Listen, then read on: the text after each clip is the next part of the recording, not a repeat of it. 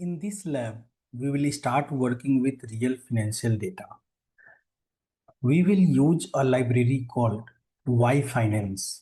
It allows us to download stock data directly from Yahoo Finance. We will also use pandas for data handling and matplotlib for visualization.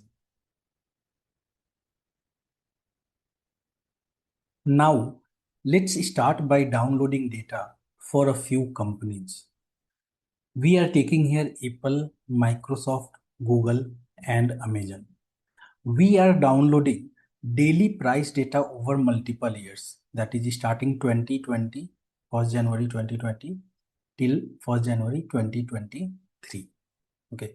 So this data set already contains something important. It includes multiple forms, okay, and multiple time periods. So if you observe clearly, this is something called panel data. Now, if we take a closer look here, okay, if we check the columns of the data set, you will notice something interesting. Okay, so this data is organized with multiple columns. We have close, main column. There are two level of columns you can see here. First is close. Within close, we have all the four companies. Then high. Within high, we have all the four companies. Okay. So this is organized with two level of columns. Okay. Close is closing price. High is high of the day for that particular company. Okay. So we have open, high, low, close, and volume. Okay. For each stock. Now this is structured financial data set. Okay, and understanding this structure is very important if you are into financial industry. Now we will start on with extracting prices. Okay, so while extracting prices, this one.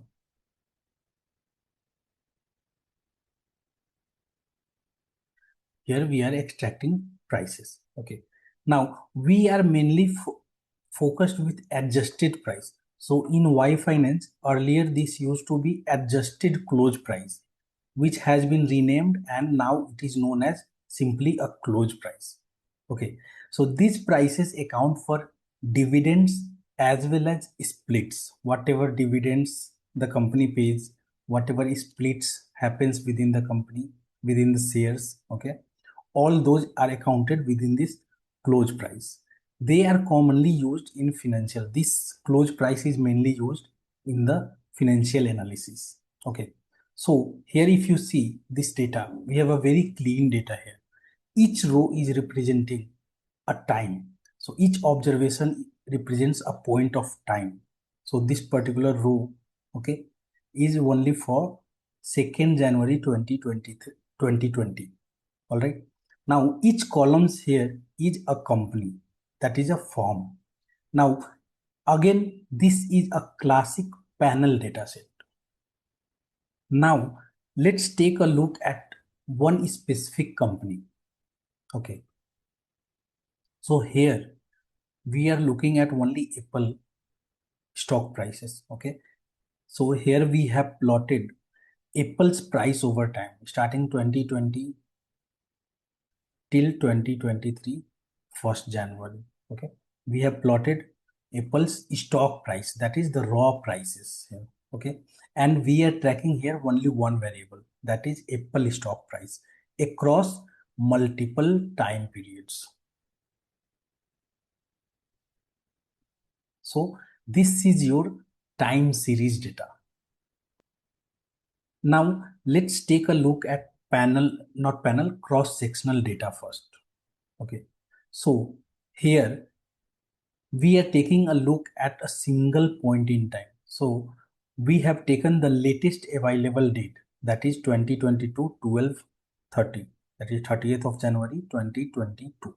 Okay, and we are observing prices across different companies, Apple, Amazon, Google, and Microsoft. Many firms at one point in time.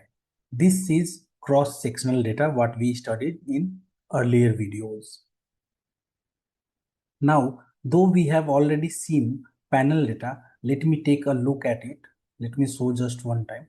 So prices.head gives you top 5 records within pandas data frame. Okay, and this is your panel data. That is multiple firms across multiple time periods. This is the most common type of data set in finance, I would say. Most common and most basic. So whenever you go through this notebook, right, I have added few comments and observations that you can read through why price alone is not enough. Okay, which why it makes hard to compare, hard to model. Okay, so instead we usually work with returns instead of prices. You can go through all those comments and observations. This is for your self reading when you go through the notebook. Okay, now let's start with computing returns. Okay, so returns measure percentage change in prices, and we calculate that percentage change using PCT change in pandas function. So there is one pandas method, PCT change. We can use that and calculate percentage change.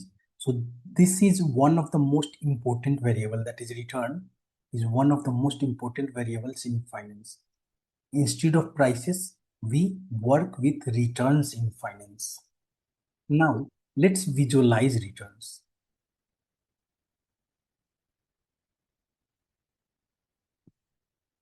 So here we plot returns per time. So you can see, let me zoom out a little. So you can see here, okay. Notice there how different this looks compared to prices that we saw earlier. So prices, if you see, it is in a trending way. It is always going up and down, up and down. Okay. But if you see returns, it is zigzag, ups, down, ups, down, ups, down. It is revolving around zero only. Okay. So returns fluctuating here around zero. And this connects to what we discussed earlier. That is randomness and volatility. So the first observation obviously here is returns look very different from prices. Prices seems a little smoother trends. There is smooth trends, but returns is too noisy here. There is noisy movements, ups and downs. Now we will see volatility clustering. Okay, so we are taking it one step ahead now further. So we compute rolling volatility here. Rolling volatility, when you say it takes a period of 30 days and calculates volatility on top of that using standard deviation method within pandas. All right, we are calculating rolling volatility of 30 days and plotting it into the chart. Now, this measures, okay, this rolling volatility measures how much returns fluctuate over time. So you can see here how volatility is changing. There are periods when we have high volatility here, and there are periods we have low volatility. That is period calm, very calm period. These are very calm period, and these are very high volatility period. And this is exactly what we had discussed in earlier lectures as well.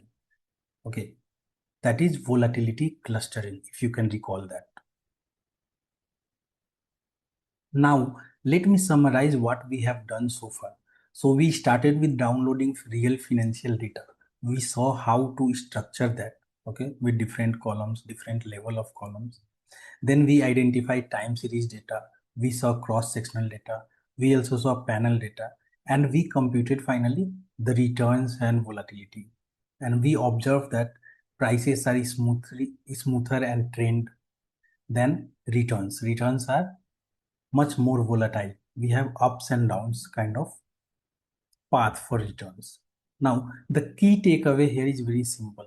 Okay, so financial data is not just numbers, it has certain structure within it.